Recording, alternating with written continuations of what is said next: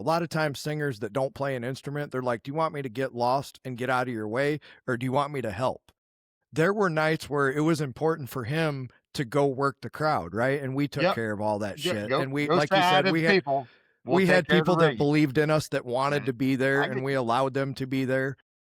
But there were nights where we needed his help, and he would carry the drums, and he knew what to do with them, and whatever we needed, he had watched us do that. I got yelled at the first couple of times touching Scott's drums. What are you doing? Yeah. I'm like, no touchy. I'm helping. I'm helping, man. Okay, but you don't do it like this. You got to pick up. Okay, Scott. Fucking drummers are the most sensitive bastards on the planet. Like, don't touch. It's the whole Step Brothers, right? That's where that came from. Don't touch my drums. Yep. Yeah. I got you.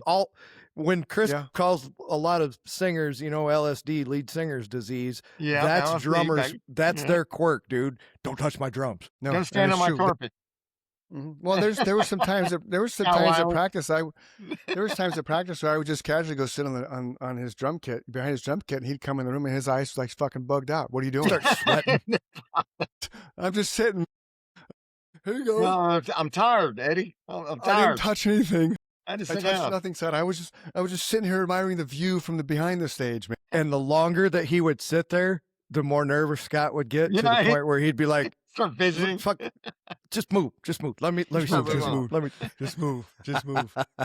Yeah, I knew guitar players are they're different. They're like, pick up my guitar player. Yeah, the guitar players are a little more mellow. Crank it up. I got three more. Percussionists are a little.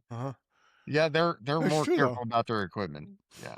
But it's right, and how they adjust like there's tilts.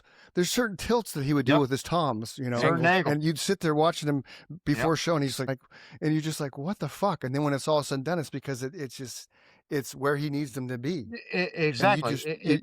Which goes back to the story with the Mellencamp. Right, which goes back to the Mellencamp story and the drum tech being right there and knowing as soon as he broke that snare, man, that it was done.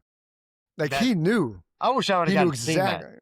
Oh, it was, and it's never. That had to be incredible, guys. It was. Cow, and we just happened to be looking at the drummer. Happened to be in the right place, that was the right thing. time, right view. If we weren't looking at the drummer, right, we wouldn't have seen it. And it's just. I probably was in. Yeah. I was probably watching Mellencamp, and he was probably in front of the drummer in some way, shape, and form, so it was my line of sight. Mike's probably watching guitars and drummers and basses and shit. So we just kind of our eyes merged at the same time, but. That's the tightness of the band, and that's knowing exactly where all the pieces are supposed to be. Truly incredible. At all given times as a drummer, because you're off. That cymbal stands a centimeter to the left. Did we lose him? Fucking pissing off the drummer. We might have lost. Because then it's not hitting right.